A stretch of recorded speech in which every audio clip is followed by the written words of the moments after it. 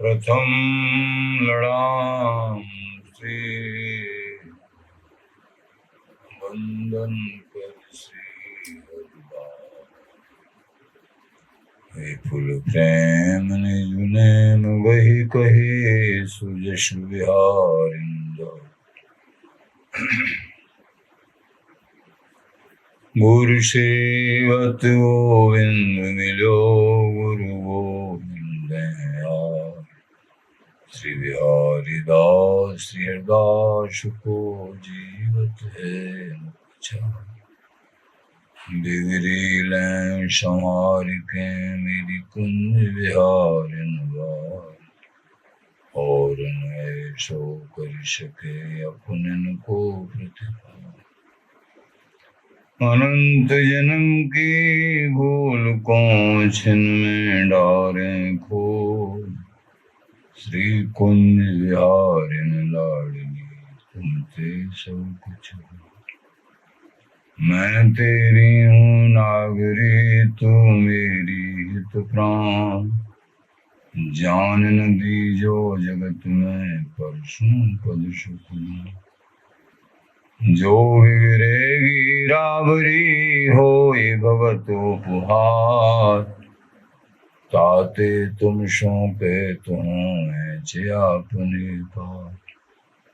भूल छुड़ाओ लाडली समझ दो भरपूर।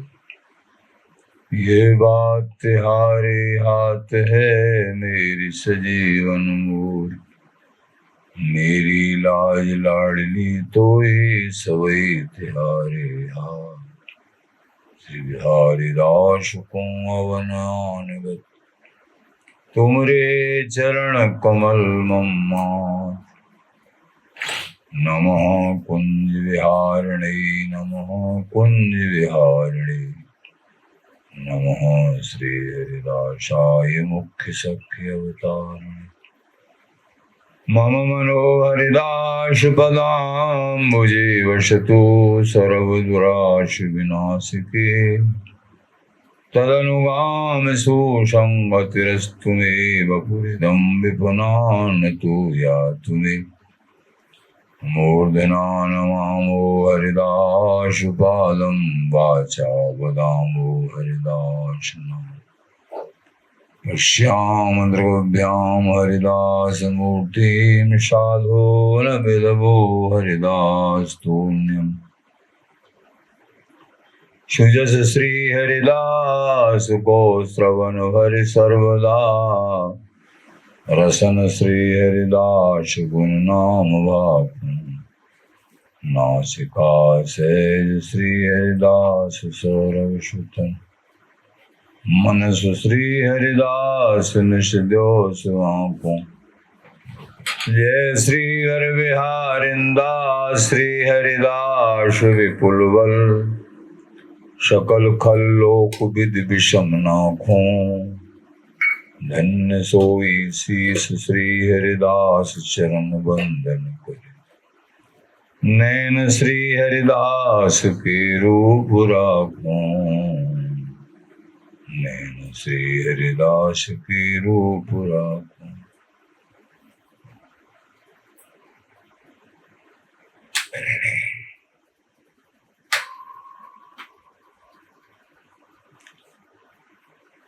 परमोज्वल चिन्मय महामधुर सार निर्वधि नित्य विहार पूर्ण प्रेम प्रकाशक अखिल माधुर एक मूर्ति अशेष रसिक चक्र चूड़ामणि रसिक कमल कुल दिवाकर अनन्य प्रति श्री स्वामी हरदास जी महाराज।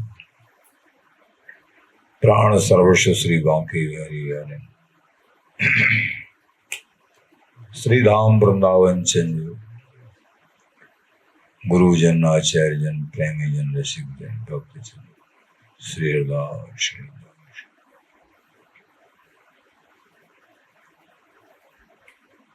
जिन रसिक महानुभावों के हृदय कमल में एकमात्र बिहारी बिहारिन का ही श्यामा श्याम का ही जो आवेश होता है, निर्णय हो जाता है पहले से ही प्रेमी जनों को जो जीवन मुक्तता के जो लक्षण होते हैं अथवा जीवन मुक्तता दर्शित होती है, निर्णय हो जाता है। आवना न जाना, लेना न देना, पग पग पे उनको अनुभूतियां हरि कृपा दर्शित होती है। क्षण क्षण में हरि की कृपा मनाते हैं। हृदय में बिहारी बिहारिन की अनुपम झांकी आवेश और ये निर्णय आवना न जाना, लेना न देना, निरखें केली निकुंज सुनैना। अब हमारा न तो आवागमन होगा और न अब किसी को कुछ लेना देना है। क्यों? लेन देन के कारण भी जन्म होते हैं। आवागमन का चक्कर लेन देन के कारण भी। किसी से कर्ज लिया है और वो नहीं दिया तो उसको चुकाने आना पड़ेगा और दूसरे को लेने आना पड़ेगा। पता है महापुरुषों की कैसी रीति होती है। एक अनन्यदास जी महाराज, आनंददास जी अनन्यदास नाम के महापुरुष थे। जटेरी में रहा करते थे। बचपन काल से बड़ी कृपा मिली उनकी, बड़े दिव्य महापुरुष थे। तो ब्रज में जटेरी धाम, तो वहां पहले विराजते। तो उन्होंने वहां ब्रजवासियों से कह दिया भाई अब हम वृंदावन धाम जा रहे हैं और 6वें दिन 6वें दिन और तुम यहां से कंडा लकड़िया ऊपरा भर के ट्रैक्टर में आ जाना और हम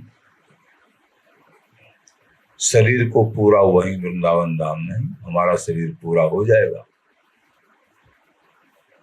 सब लोग अरे कैसी बात कर रहे बाबा, ऐसे थोड़े कि हाँ भाई हम कह रहे हैं। बहुतों ने तो सत्य माना, बहुतों ने, अधिकांशों ने नहीं माना। और भैया हमारा किसी पे है कोई, जैसे लेन देन कुछ न कुछ होता है गांव में, हमसे किसी ने लिया है वो हमको नहीं चाहिए। हमसे किसी ने लिया है हमको वापस नहीं चाहिए। वो उनकी सेवा में लग गया, हमारी तरफ से ये वो है।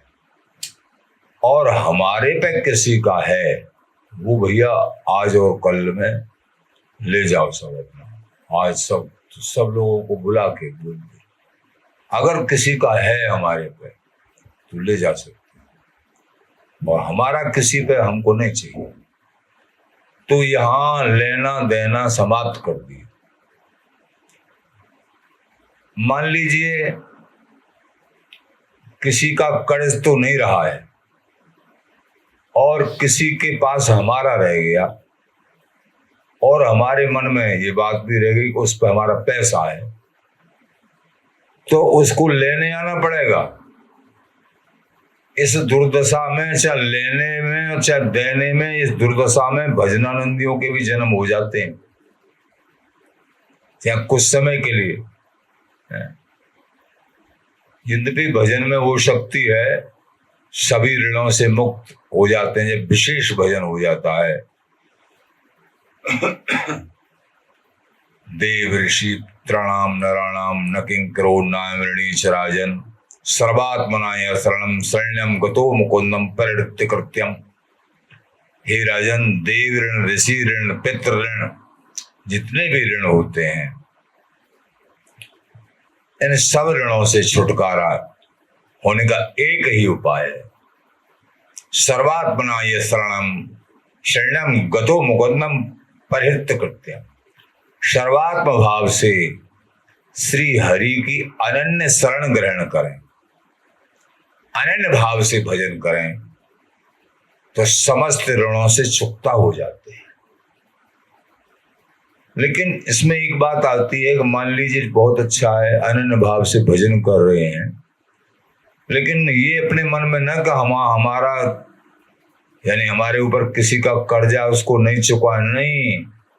अनन्य भाव का मतलब है जिसके हृदय कमल में अनन्य भाव प्रभु के प्रति आ गया, ये सर्वोपर भाव है।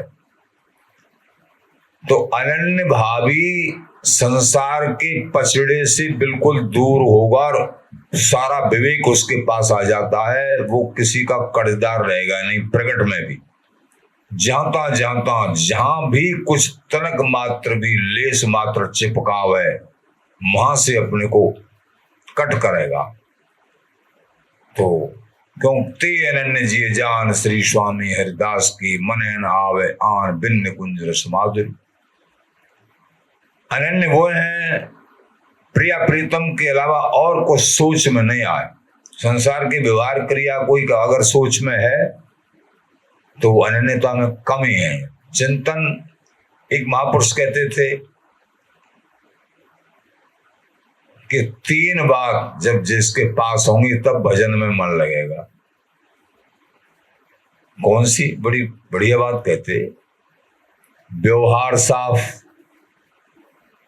मन साफ, मन में काम क्रोध लोभ आज, मन साफ, व्यवहार साफ, लेना देना ये सब साफ, और पेट साफ।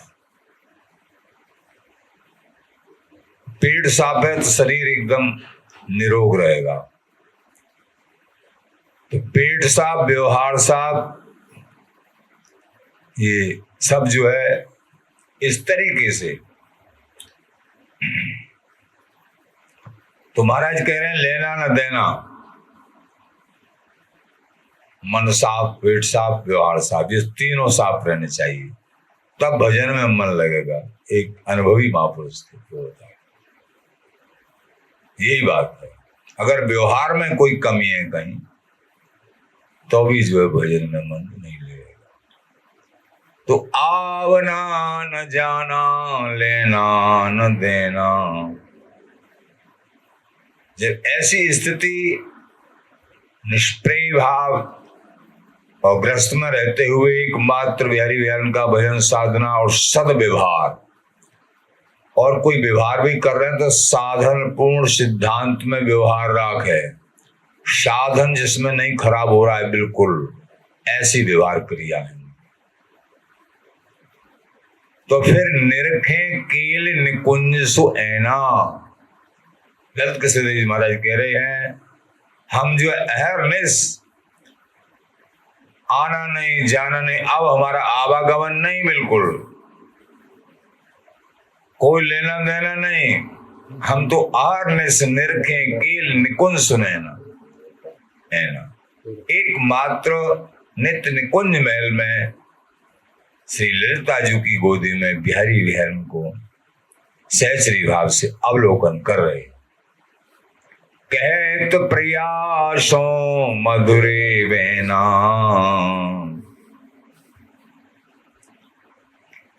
और प्रियाजू सो ऐसे प्रेम रस भरे महामधुर वचन बोले हैं, जासो उपजय कोटिक मैन की सेना। आपके हृदय कमल में, प्रियाजू के हृदय कमल में कोटिक मैनन की सेना सहज उपजने लगती है। यानी बिहारी जी महाराज को सुख देवे के लिए प्रियाजू आतुर चातुर हो जाने हैं, जब ये अपने हाव भाव सैन संकेतों से प्रिया प्रीतम को आनंदित करते हैं, ये सहस्री। तो उपजय कोटिक मैन की सेना, यही तो सहस्रियों की सेवा है स्वामी जी के देश में। अत्यंत महन सेवा। यहाँ ये सेवा नहीं है, ये बड़ा गूढ़ विषय है स्वामी जी के देश का, कैसे समझ में आई इनकी कृपा के बिना। जल्लाने की सेवा कि और फिर स्थूल सेवाएं, ये नहीं है। हम ज्यादा व्याख्या नहीं कर रहे हैं इस भाव की। यहाँ तो खान पान गुण ग्रहण ग्रासा आनंद विग्रह बड़ा तुम्हारा, इसीलिए तो स्वामी जी का देश सर्वोपर है। यहाँ के संसार की कोई भी प्रकृति न, किशोर की कीने शिष्टाचार मिलन प्रकृति किशोर की। किशोर बिहारी जी महाराज, किशोरी जी लाडली जी। इन किशोर किशोरी का स्वभाव और इनकी जो लीला ललित विहार भगवत स्वरूपों की लीला से मेल नहीं खाती हैं। मिलन प्रकृति किशोर की कीने शिष्टाचार, क्योंकि अवतारों में, नैमित्तिक अवतारों में शिष्टाचार दिखता है। जैसे सृष्टि में खान पान शयन ये सब होता है, ऐसे ही सेवाओं में सब जैसे जैसे जो है उपासकों की रीतियां हैं, भाव हैं, अपने अपने भाव से जैसे जैसे प्रभु को लड़ाते हैं वैसे वैसे प्रभु लाड़ित होते हैं।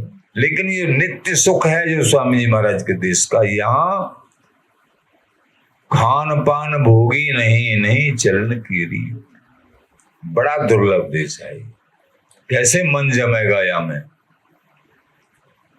मन जमता है अनेक सेवाओं करने में। आपके भोजन बहुत सुंदर सुंदर, प्रगट में सब कुछ सेवाएं करनी है। प्रगट में लड़ाना है, मंदिर में अपने यहाँ घर में रखते हैं, जैसे भी खूब सेवा करो। नई नई वस्त्र आभूषण, नई नई भोग राग, जितना सामर्थ्य उतने करो।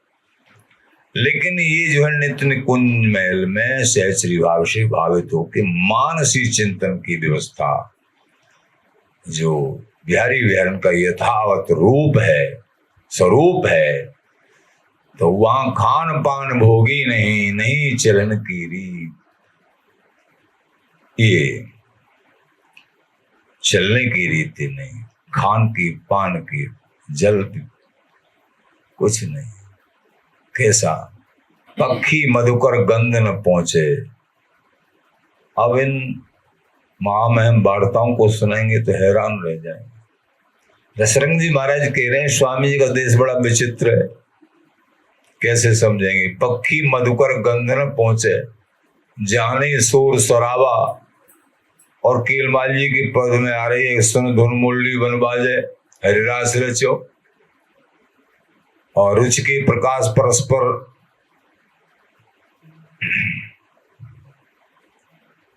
खेलन लागे। रुचि की प्रकाश परस्पर खेलन लागे।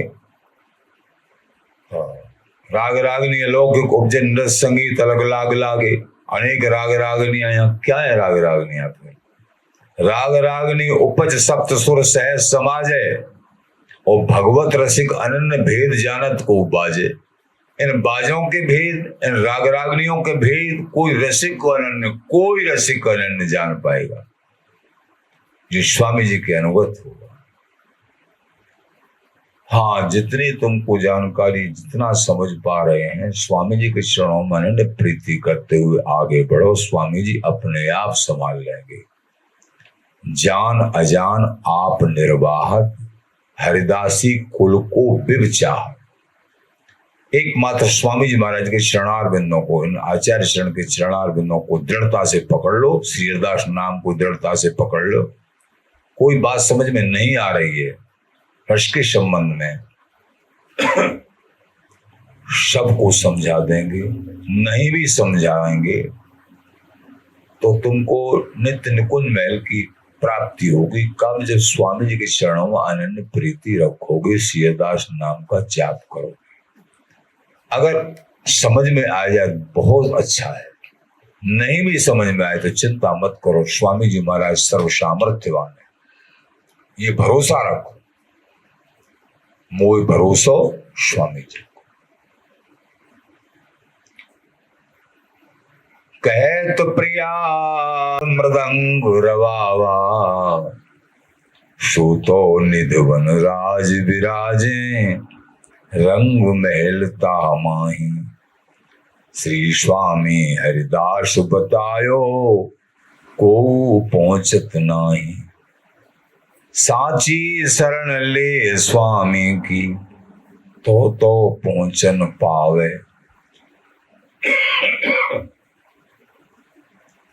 धैर्य नहीं छोड़ना है। ये बड़ी सरल बात आ गई। पहले तो को पहुंचन, साची शरण ले, ये सरल बात है। साची शरण ले स्वामी की, तो पहुंचन पावे। स्वामी जी महाराज की साची शरण ग्रहण कर लेनी, श्री हरदास नाम में रति हो गई। स्वामी जी के चरणों में प्यार हो गया। वस्तु मिलेगी नहीं, मिल गई, ये विश्वास रखो। यही कठिन है बस, और ये कठिन भी नहीं, बड़ा सरल है। सत्संग के द्वारा ही स्वामी जी की चरणों में दृढ़ प्रीति, रसिक जनों का सत्संग प्राप्त हुआ। प्रिया प्रीतम में प्रीति होना फिर भी सरल है, लेकिन स्वामी जी के चरणों में अनन्य प्रीति होना कठिन है, मन लगना कठिन है। बड़े कहते चले आए।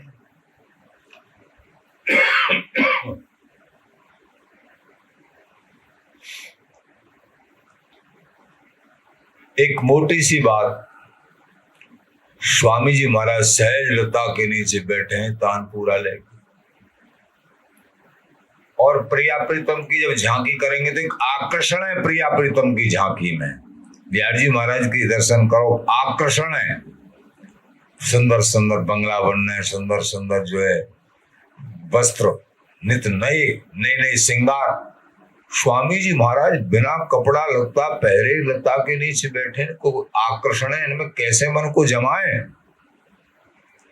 कोई आकर्षण ही नहीं है। प्रेमी जनों, जब ये समझ में आ जाता है कि सारे आकर्षण की जड़ तो स्वामी जी हैं, वो स्वामी जी के चरणों को कभी छोड़ ही नहीं सकते। अहरनिश, क्योंकि ये प्रिया प्रीतम तो स्वामी जी की गोदी में, स्वामी जी की मुट्ठी के धन है। इसीलिए आचार्य चरण कह रहे हैं, साची शरण ले स्वामी की, तो पहुंचन पावे। ना तरु रहे बीच ही हिल गयो, कोटि कल्प नहीं जावे। करोड़ों कल्प साधन करते करते बीत जाएं, भक्ति में साधन, सामान्य नहीं, भक्ति में साधन, करोड़ों जन्म, फिर भी ये पूर्ण प्रेम कभी प्राप्त नहीं हो सकता है अगर स्वामी हरदास जी महाराज की सांची शरण ग्रहण नहीं करी तो। इसी जन्म में काम बन जाएगा, बहुत शीघ्र काम बन जाएगा। बस एक बार स्वामी गुण गाए तो आवागवन भरम मिट जाए, ओ बिहारी बिहारिन हृदय लखाए।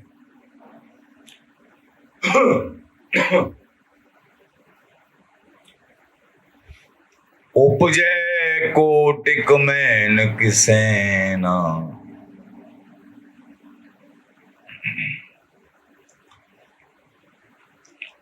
ललित रसिक मिल दीनो चेना, माया काल यहाँ कछु भैना।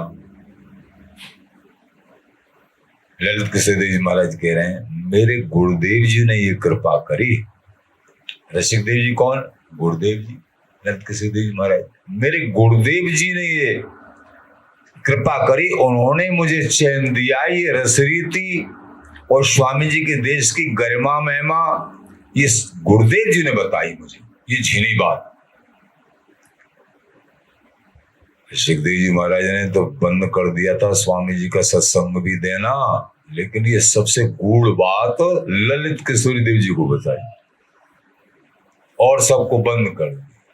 और जिनको भी प्राप्त हुआ फिर ललित किशोरी देव जी महाराज से प्राप्त हुआ। पीतांबर आदले एक प्रसंग में आता है, ललित किशोर देव जी महाराज के श्री चरणों में बैठते थे, यद्यपि दोनों गुरु भाई थे। ललित किशोर देव जी महाराज के पास बैठते थे और समझते थे कि ये वस्तु श्री रसिक देव जी महाराज ने, स्वामी जी के घराने की खाटी वस्तु श्री रसिक देव जी महाराज ने ललित किशोरी देव जी महाराज को दी। फिर पीताम्बर जी देव जी आदि महापुरुष, ललित किशोर, ये क्रम होता है। जैसे श्री बीठल विपुल देव जी महाराज ने, स्वामी जी महाराज ने कृष्णदास जी को दी वस्तु, और स्वामी जी महाराज ने, बीठल देव जी महाराज ने फिर कृष्णदास को उपदेश दिया कि तुम बिहारन देव जी को समझाओ। तो स्वयं भी समझाया और कृष्णदास बिहारन देव जी महाराज के बड़े गुरु भाई, उन्होंने भी समझाया। स्वयं बीठल देव जी महाराज ने समझाया और उन्होंने, कृष्णदास उपदेश कियो बिहारन देव जी महाराज, वो कृष्णदास जी ने। तो बड़े गुरु भाई भी समझाते हैं। अगर गुरुदेव नहीं समझाते हैं तो सक्षम गुरु भाई भी गुरुदेव के ही समान होते हैं, जिन्होंने जीवन पर्यंत अपने आप को श्री गुरुदेव के चरणों में समर्पित किया है। अगर उनका भी संग, सत्संग प्राप्त होता है तो समझना चाहिए मेरे गुरुदेव की ही कृपा इनके रूप में विराजमान है।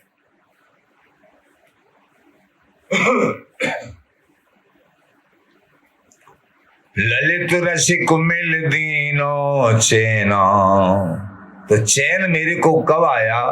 जब मेरे गुरुदेव जी ने कृपा करी। माया काल यहाँ कछु भय ना, माया काल का भय समाप्त हो जाता है। ये अद्भुत रसिकता जब हृदय में विराजमान होती है। माया काल कभू काल न ख्याल करत डर भूल न तिन तन सकत निहार। भूल के भी ये माया काल निहार नहीं सकते हैं। कह न सकत निशंक सुदृढ़ भक्त सो, जो निशंक और सुदृढ़ प्रेमी अनन्य भक्त हैं। माया रही लटी हुए हार, माया भी लटी दुपटी रह जाती है, अपना प्रभाव कुछ भी नहीं डाल सकती है।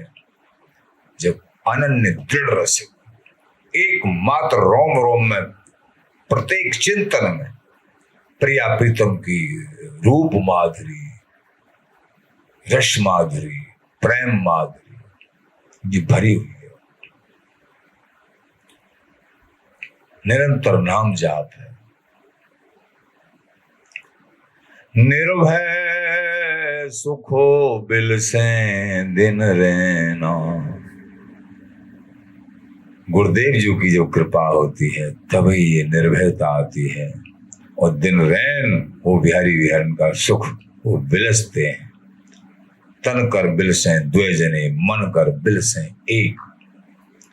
योग मुख चंद चकोर भई नैना। अब तो हमारे नैना, आचार्य शरण कह रहे हैं किशोर देव जी महाराज, अब तो हमारे नैना युगल मुख चंद के लिए चकोरवत हो गए। कहीं इधर उधर भागते ही नहीं, वही रूप माधुरी का अवलोकन करते करते अवच्छिन्न रूप से कभी थकित ही नहीं होते। ये स्थिति जब हृदय में प्राप्त हो जाती है उनकी कृपा से, ये निरंतर नाम जाप से, वाणी पाठ, नाम जाप, सत्संग श्रवण, अपने आप को उनके श्री चरणों में समर्पित, ये जीवन आपके लिए, तब ये ऋषिक जनों की, स्वामी जी महाराज की कृपा, गुरु जनों की कृपा, तब ये स्थिति प्राप्त होती है।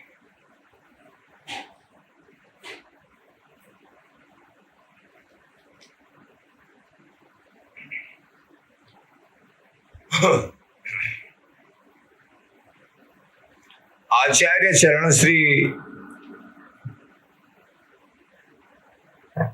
वचन का सिद्धांत में बता रहे हैं,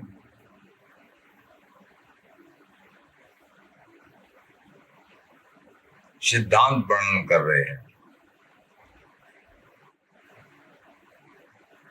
एक सौमिन के घर में द्रव्य 100 करोड़ हो, ये सिद्धांत समझने बड़े जरूरी हैं, तभी साधना उपासना होती है। वो कह रहे हैं अगर तुम्हारे पास धन है,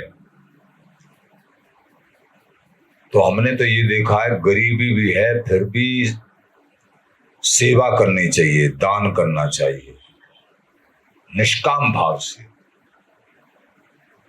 अगर 100 रुपये कमाते हैं तो उसमें से जितना बन जाए थोड़े से थोड़ा सेवा करें, दान करें। उससे प्रकट इसी जीवन में भी सुख शांति प्राप्त होगी। ये प्रकट देखा गया है, अनुभव है जीवन का। देखते हैं इतने पैसे लगता है, बीमारियों में बहुत पैसे लग जाते हैं। जो सेवा में रति रखते हैं, भाव रखते हैं, संत सेवा, गौ सेवा, अनेक प्रकार की सेवाएं, और वृंदावन धाम की सेवा तो कहना ही क्या है।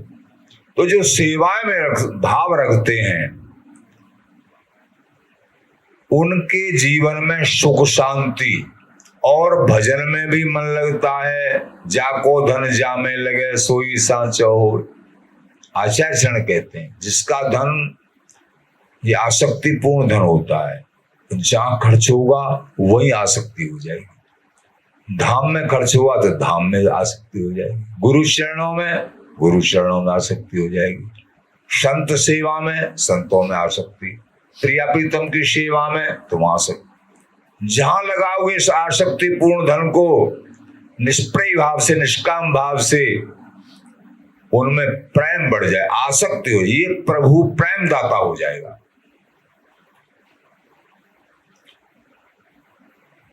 इसलिए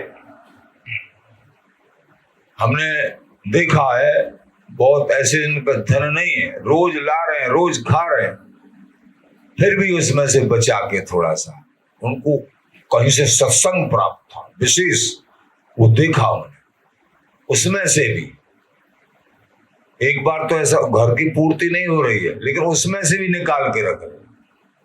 लेकिन आगे हमने उनका जीवन देखा, बड़ा धन धान संपन्न, सोच भी नहीं सकते थे, सोच भी नहीं सकते। ये सेवा में बहुत बड़ा बीमारियों में फिर पैसा नहीं जाता है, जब सेवा में भाव से खर्च करते हैं तो। और नाना प्रकार की जो बाधाएं संसार में वो समाप्त होने लगती है। तो यहां वही दृष्टांत समझोगे कि अगर धन है, काफी धन है, और लोभ करते हैं, जमा कर रहे हैं, ये धन ही तुम्हारी दुर्दशा कर देगा। धन को सेवा में नहीं लगाया तो ऐसी दुर्दशा होगी जिसको संभाल नहीं सकते। तो यहां यही बता रहे हैं आचार्य चरण कि एक सौमिन के घर में द्रव्य 100 करोड़ हो, क्रम से आया ये प्रश्न, पहले भी कभी कहा होगा।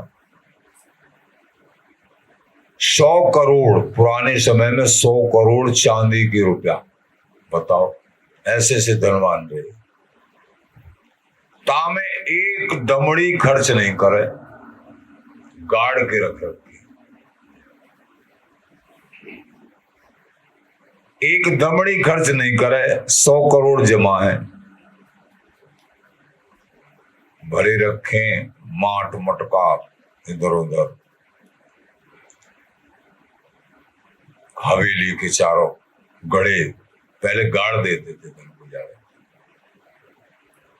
नारद जी को सोच हुआ, वो अंतर्यामी स्वरूप है, हरि स्वरूप है, कि इस सेठ के पास धन बहुत है, अगर ऐसा धन हरि के हित में लगे, गरीबों की सेवा करना, संतों की सेवा करना, गौ सेवा करना और भाव से करना, ये सब हरि की ही सेवा है।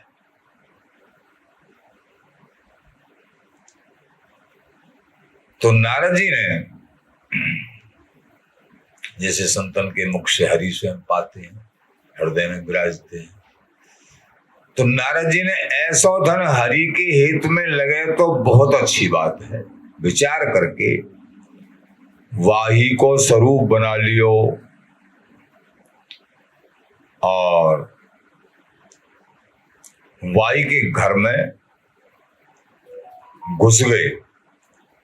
द्वारपालक बैठा गए और कह गए, तो वो बाजार को निकले सेठ जी, और वाही को हूबहू स्वरूप बना के नारद जी महाराज हैं और हवेली में घुस गए और द्वारपाल से कह गए कि किसी को भी अंदर मत आने देना, मेरा जैसा ही बाजार में घूम रहा है, मेरे जैसा ही उसका स्वरूप है। अब नारद जी किसी को समझाएं और उसकी समझ में नहीं आए, ऐसा तो हो ही नहीं सकता है। जितने भी बड़े बड़े राक्षस हैं, चाहे हिरण्याकश्यप है, चाहे कंस हैं, कोई भी बड़े से बड़े राक्षस, नारद जी को वो भी स्वीकार करते थे, नारद जी की समझ वो भी मानते थे, नारद जी से किसी का विरोध नहीं था। ऐसे महापुरुष नारद जी किसी को समझाएं और समझ में नहीं आए, द्वारपाल ने कहा ठीक है महाराज, ठीक है सेठ जी। वही रूप बना के अंदर चले गए, किसी को घुसने मत देना, मेरे जैसा ही रूपधारी बाजार में घूम रहा है। ठीक है सेठ जी, आपने मना कर दिया, आपने समझा दिया, बहुत अच्छा किया, हम उन्हें घुसने देंगे।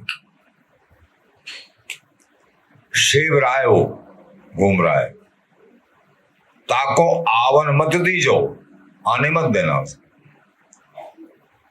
घर में जाए सब धन लुटाए दियो। घर में घुसे, सेठानी से बात करी, सेठानी धन हमारे पास बहुत है। कि हाँ सेठ जी। सेठानी भी सोचने लगी, आज तो सेठ जी कुछ अलग ही बात कर रहे हैं, बड़ी बढ़िया बात कर रहे हैं। नहीं, धन की तरफ तो जमा करने की चिंता ही, खर्च करने की तो चिंता ही नहीं है इनकी। लेकिन आज तो बड़ी प्रसन्न सेठानी। हाँ सेठ जी, धन तो काफी है, तो बस यह को सेवा करो, देरी का, शुभ काम में देरी क्या, कि आज तो आपको बड़े शुभ विचार हैं। तो सेठानी बहुत जल्दी तैयार हो गई और खूब धन लुटाया, खूब धन लुटाया, थोड़ा बहुत रखा, बहुत धन था, 100 करोड़ चांदी के रुपया पुराने समय। वह सौमन खबर पाए के आयो, सौमन वो साहूकार, कि भाई वही नाम बोला जा रहा है, फलाने सेठ जी के यहाँ धन लुट रहा है, सेवा हो रही है, दीन दुखी गरीब ब्राह्मण संत गौ सेवक जो भी जाओ सबको मिलेगा। अब आए जल्दी, भाई मेरे धन को कौन लुटा रहा है मेरा नाम लेके। अब द्वारपालों ने आके रोक दिया कि हाँ हमारे सेठ जी ने यही सेवरा है। हमारे सेठ जी ने पहले ही बता दिया कि सेवरा मेरा सा रूप धारण करके डोल रहा है, उसको हवेली में आने मत देना, रोक दिया। बोले अच्छा जी, मेरी हवेली और मेरे को ही रोका जा रहा है? नहीं नहीं भाग, हमको पहले हमारे सेठ जी ने समझा दिया है। तब हाकिम के पास फरियाद करी, हाकिम से कहा, हाकिम जी मेरी हवेली में कोई और आ गया है और मेरे धन को लुटा रहा है और द्वारपालों ने मुझे जाने नहीं दिया अंदर, आप इसका निर्णय करिए। हाकिम ने कहा कि तुम्हारी स्त्री और जो तुम्हारे जैसा दूसरा रूपधारी है उसको बुलाया जाए, तभी तो निर्णय होगा। तो बुलाए गए, हाकिम ने नारद जी को बुलाया, तो दो एक जैसे दिख रहे हैं, बिल्कुल सेम, कोई अंतर ही नहीं। स्त्री से पूछा गया, नारद जी ने सेठानी को समझा दिया कि मेरे से रूपधारी डोल रहा है, तू कहूं बैगवे में मत आ जाइयो। अरे सेठ जी मैं क्यों बहकूंगी, मैं तो आपके साथ चलूंगी। हाँ मेरे साथ ही रही जाओ, हाकिम कर जो पूछे बातें कह दी, मेरे पति देव तो ये हैं। देखो दूसरे का कल्याण करने के लिए ये संत महापुरुष क्या क्या लीला करते हैं।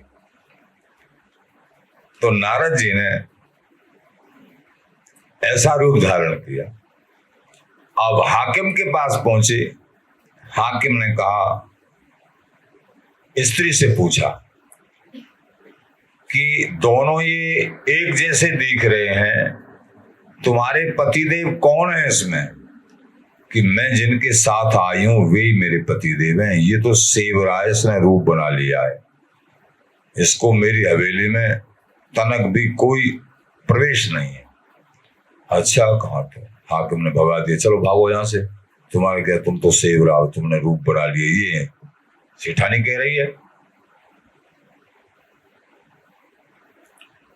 तब तो बड़ी घृणा भाई, फिर भी ममता है ना, हवेली से पैसा से 100 करोड़ जमा है, गड़ा हुआ है। हवेली के पास फिर गया, प्रवेश का तो कोई मतलब ही नहीं।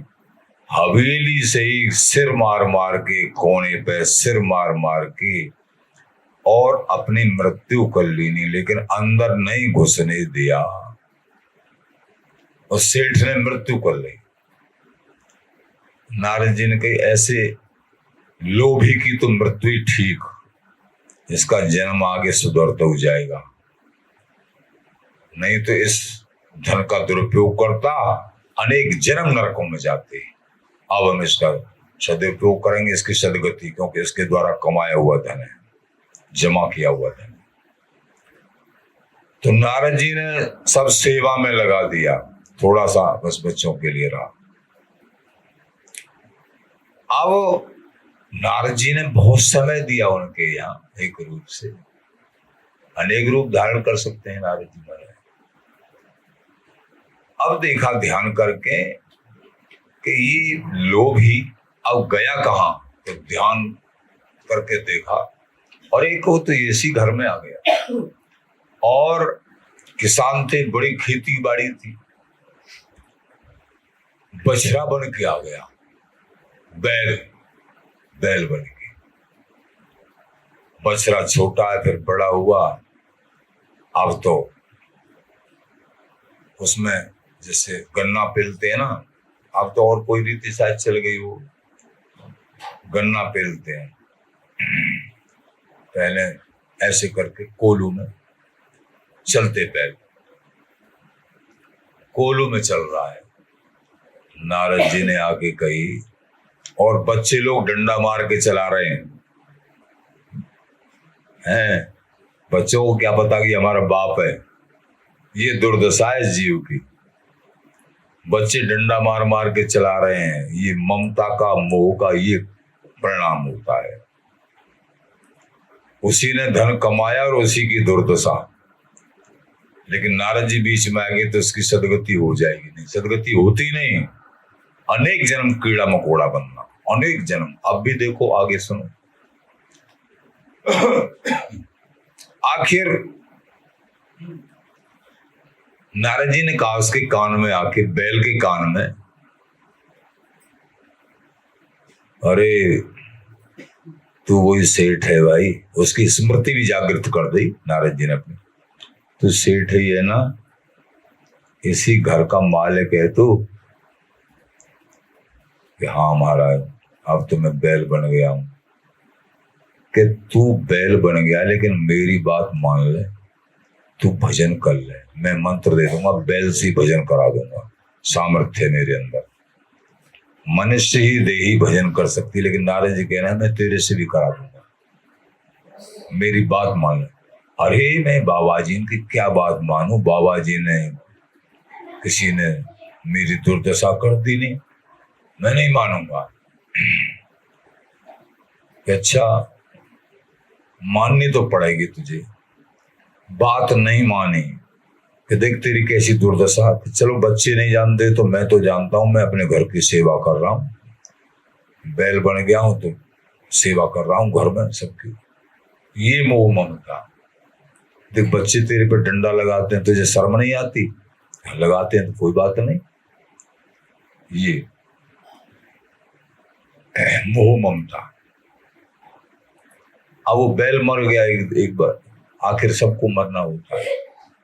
उसी घर में कुत्ता बना, तो आसक्ति थी, अंत मता सुगता। जहां मति अंत समय पे रहती है, जहां आसक्ति रहती है, वहीं जन्म मिलता है। कुत्ता बन गया, मनुष्य बनने की काम नहीं की, कुत्ता बन गया। कुत्ता हवेली के बाहर बैठा रहा, कोई कुत्ता अब उसको भगा दे। नारद जी गए एक दिन, अरे तू वही सेठ है? अरे तुम फिर आ गए मेरे पास। हाँ, तुमने मेरी दुर्दशा करी है। नहीं, बहुत दिन में जो है इस पैसा का उपयोग करता, आनंद लेता। कि तू आनंद नहीं लेता, मरना तो तेरे को था ही, तू सोच रहा है तेरी सदगति करनी है मुझे। बोले अब भी भजन कर ले, मान जा हमारी बात, कुत्ता की योनि में ही भजन करा दूंगा तेरे से। नहीं नहीं, मैं तो अपने बच्चों की रखवाली कर रहा हूं, मुझे भजन वजन से कोई लेना देना नहीं।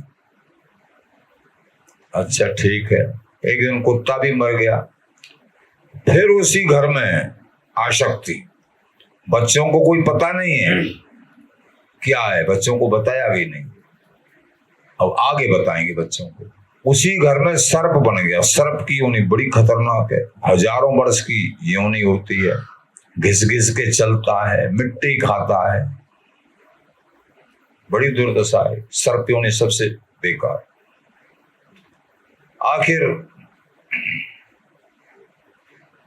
नारद जी बोले बच्चों से, अरे तुमको पता है, पहले तो उससे निजी रूप में जाके मिले, सर्प से। सर्प पड़ा है नाली में। नारद जी को मालूम है कहां पड़ा है, ध्यान से देख लिया कि अरे हमारी बात सुन रहा है। हाँ महाराज, कि तू वही है सेठ, पहले जन्म में बैल, दूसरे जन्म में कुत्ता, अब तू जो है सर्प बना है। अब भी तेरा कल्याण कर लूंगा, कर दूंगा निश्चित, तू मेरी बात मान। अगर संतों की बात नहीं मानी इस जीव ने, तो कभी इसका कल्याण नहीं हो सकता है, इसकी दुर्दशा ही है। और नारद जी तो ऐसे दयालु मनुष्य की तो बात छोड़ो, वो जो सर्प का भी कल्याण करना चाहते, सर्प योनियों का भी उद्धार करना चाहते हैं, बड़े दयालु होते हैं सब। जो नहीं होते संत, इनको क्या कर्ज पड़ी, साक्षात भगवान के मन के अवतार, लेकिन दयालुता, इन संतों के हृदय में सी दयालुता, इनका उद्धार हो जाए, ये ठाकुर से मिल जाए, ठाकुर के अंश हैं, ठाकुर से मिले। इनकी दुर्दशा हो रही, ये दयालु होते हैं। वृक्ष कबू ना फल भके, नदी न संचय नीर, परमारथ के कारण साधु धरासरी। वृक्ष अपने फल को स्वयं नहीं खाते हैं, नदी अपने पानी को स्वयं नहीं पीती है। ऐसे संत लोग जो रूप धारण करते हैं, संत गुरु, संसार के कल्याण के लिए। तो यहां श्री गुरु नारद जी महाराज समझा रहे हैं, सर्प को समझ में नहीं आ रहा है। अरे मेरी हवेली में कोई सर्प आएगा और बच्चों को खा गया तो क्या हुआ, इसलिए मैं यहाँ बैठा हूं, किसी सर्प को नहीं आने दूंगा, नाली से रखवाली कर रहा हूं। बच्चों को नहीं मालूम, कोई बात नहीं, मुझे तो मालूम है। देखो ये दुर्दशा। बच्चों से कहा नारद जी ने, अब इसका जल्दी कल्याण करना चाहिए हमको। अब बच्चों के पास गए, बच्चों से कहा, बालको तुमको मालूम है कुछ? नहीं बाबा बताओ। कि तुम्हारी मोरी में सर्प है, बहुत बड़ा, कब किसको खा ले कोई पता नहीं, बहुत भयंकर सर्प है। अच्छा कहा, बाबा कहाँ है बताओ। देखो ये बैठा, बता दिया। इसको ऐसा मारना, मरे ना, चोट खूब दो हल्की हल्की, लेकिन मरना नहीं चाहिए, भाग जाएगा। उसको ढंग से 2-4 डंडा जमा दिए बच्चों ने। फिर नारद जी ने, नहीं बस इतना ही बहुत। अब जाओ अपने घर, अब चला जाएगा ये। वो वहीं बैठा रहा, फिर भी नहीं, मोह ममता। हवेली की रखवारी में नारद जी फिर उसके पास गए। समझ में आई कछु, तेरे बच्चों ने तेरे को कुचला है, देख कितनी चोटें। अब करहा रहा है सर कि हाँ, और मार लगवाऊं कि नहीं, अब मत लगवाओ, तो मेरी बात मान ले। जबरदस्ती बात मनवा रहे हैं कि बताओ क्या बात मान, आप बताओ कि ये नाम जाप कर जो मैं बोल रहा हूं और तेरा कल्याण हो जाएगा, और तेरे पे अभी मैं हाथ फिरा दूंगा, तेरा शरीर स्वस्थ हो जाएगा। नारद जी ने उसके हाथ फिरा दिया, शरीर एकदम चोट फूट गायब। और तू मैं जो बता रहा हूं नाम जाप कर, इसका मतलब क्या है, स्वयं नाम जाप करना पड़ेगा, चाहे कोई कितनी भी कोशिश कर लो, उसका तभी कल्याण संभव है। स्वयं भजन करना पड़ेगा। उमा कहो में अनुभव अपना, सत हरि भजन जगत सब सपना। ये संत गुरु आचार्य वाणी शास्त्र वेद पुराण सब यही सिखा रहे हैं कि हरि का भजन करो। नारद जी महाराज यद्यपि सामर्थ्यवान है, लेकिन उन्होंने ये नहीं कहीं इससे कहा कि मैं तेरा कल्याण करना हूं, भजन मत कर तो सीधा धाम को जा, नहीं, भजन कर। बार बार भजन के लिए कह रहे हैं, ये नहीं कह रहे हैं कि अभी तेरे पे कृपा करूं धाम को जा, नहीं, कायदा से बाहर है। भजन कर, भजन करके जा। हम जो रीति बता रहे हैं, जो अमृत पिला रहे हैं, अमृत को पी, विष को मत पिए। उसको समझाया, अब उसने समझ मान ली नहीं। जब मार खाई तब उसका कल्याण हुआ, तब ठाकुर के धाम को भजन करके गया। ऐसे श्री नारद जी महाराज, ऐसे गुरुदेव आचार्य संत, ये जो नहीं होते संत तो जर मरतो संसार। ऐसे ही अजामिल के प्रसंग में आप कल भी सुना, कैसे दयालु संत पाराशर जी ने पूर्व जन्म में श्राप भी दे दिया ऋषि को, तो वो अजामिल बना, और अब कल्याण करने के लिए भी संतों को लेके वो आ गए। कल के प्रसंग में आपने सुना, अजामिल के घर ऐसे ही संत पधारे, जिनके दर्शन करते ही वैश्या और अजामिल दोनों को ही सात्विक बुद्धि आ गई। संत दर्शन से क्या नहीं हो सकता।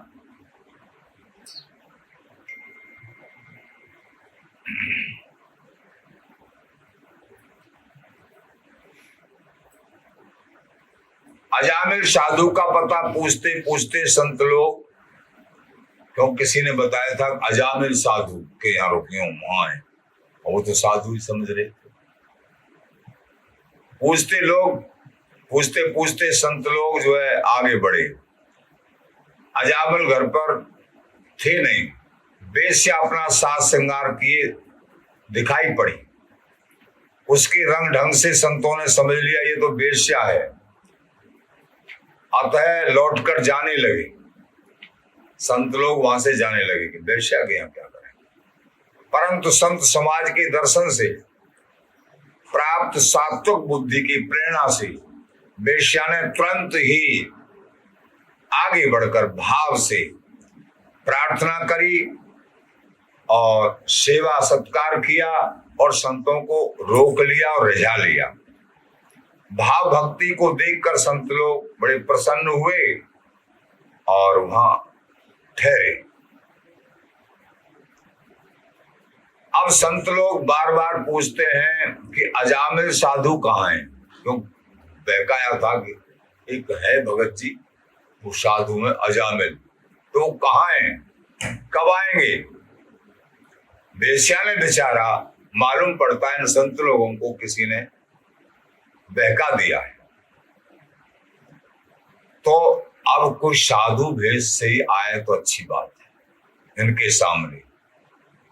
अब उसने, वेश्या ने बहुत जल्दी से, वो आते ही होंगे, वो तो शिकार करने और पशुओं को मार मार के लाना, उनको बेचना, वही कर्म था उसका, चोरी चकोरी करना। तो वो तो कई पशु लटक रहे, इधर उधर से लाग लेके आया मार मूर के जंगल से।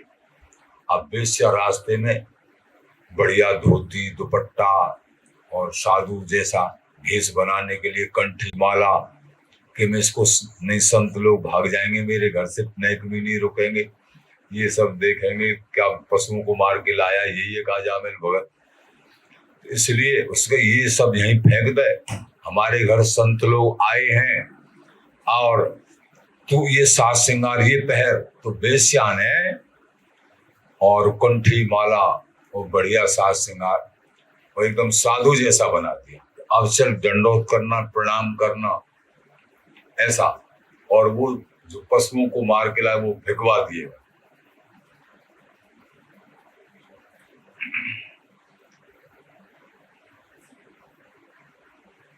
तो सिखाने लगी वेश्या कि ऐसे संतों के पास जाके बोलना,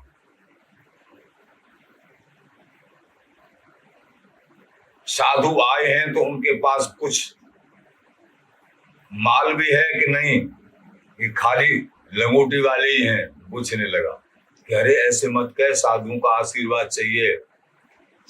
संत दर्शन से वेश्या का मन भी अलग तरह का हो गया। तो स्नान करके आओ और वस्त्र आभूषण सब पहने करे, सब वो जो है फेंका फाकी कर देनी कि आज मैं अभागिनी के यहाँ संतों ने दर्शन दिया है, मेरे बड़े भाग्य हैं, ढंग से दंडोत प्रणाम करना, तू वार्तालाप करना, उनकी कृपा लेना, ऐसे करके समझा रही है। और समझाया कि तू जो है कहना है महाराज आपकी बड़ी कृपा है, और ऐसे दो चार बात समझाई कि कैसे बोलोगे, वहां दंडोत करोगे जब कि हाँ तुम्हारे ऊपर मेरी बड़ी कृपा है, जैसे मैं कहूं ऐसे तुम करना। कि ऐसे बोलोगे, नहीं ऐसे तुमसे बोलना नहीं आएगा, तुम उस तरीके की रीति नहीं, वो सीखा ही नहीं, सत्संग में कभी बैठे नहीं अजामिल, तो तुम चुप ही रहना। वेश्या बोली केवल तुम चुप रहना, मैं कहूंगा जो कह लूंगी सबको से, तुमसे बोलना नहीं आएगा, इतनी जल्दी नहीं सीख सकते। ये सब बोलना भी 12 वर्ष रहे संतन की टोली और तब आवे एक बोली। संतन के संग रहते रहते बोलना सीखना होता, नहीं बोलना भी नहीं आता है जीव से, क्या कहना सुनना। तो ऐसे करके जो है वेश्या ने समझाया। सेवा धर्म बड़ा ही गहन है। संत दर्शन के प्रभाव से सात्विक बुद्धि हो गई, क्योंकि संत दर्शन से, संत संभाषण से क्या नहीं बदल सकता है। सर्वज्ञ संतों ने अजामिल और वेश्या की वास्तविकता तो पहचान लिया कि वास्तविक इनका स्वरूप क्या है, अजामिल का और इस वेश्या का, क्यों वो पहचान लिया। फिर भी उसके सेवा भाव से प्रसन्न होके जाते समय बताया कि तुम अपने होने वाले पुत्र का नाम नारायण रख देना। जिनके अंदर सत्संग की गरिमा महिमा नहीं है, सत्संग नहीं सुना है, उनसे भजन और संतों के चरणों में प्रीत भी नहीं हो सकती, समझ नहीं सकते। गोस्वामी तुलसीदास जी कहते हैं, पापवंत कर सहज स्वभाव, भजन मोर तो भावन काऊ। पापवंत का सहज स्वभाव होता है, न तो उससे भजन हो सकता है, न संतों में भाव हो सकता है। संतों में जिसका भाव बन गया, यहां से शुरू प्रगति हो गई, यहां से प्रगति। संतों में भाव सबसे पहले, तो यहां प्रगति अजामिल की शुरू भई। तो बाकी प्रसंग आप आगे श्रवण करेंगे। कहने का तात्पर्य यही है, इस जीवन में संत गुरुओं का आश्रय जिन्होंने लिया और इनकी मुख कमल की वचन श्रवण किए, रहनी रीति जीवन में धारण करी, तो अनंत जन्मों की जो पीड़ा है वो समाप्त हो जाएगी, और उसके साथ साथ जो नित्य निर्वधि तत्व है वो हृदयंगम हो जाएगा। इसमें कोई दो राय नहीं। संत कृपा, गुरु कृपा, ऋषिकों की कृपा, धाम की कृपा, नाम की कृपा से।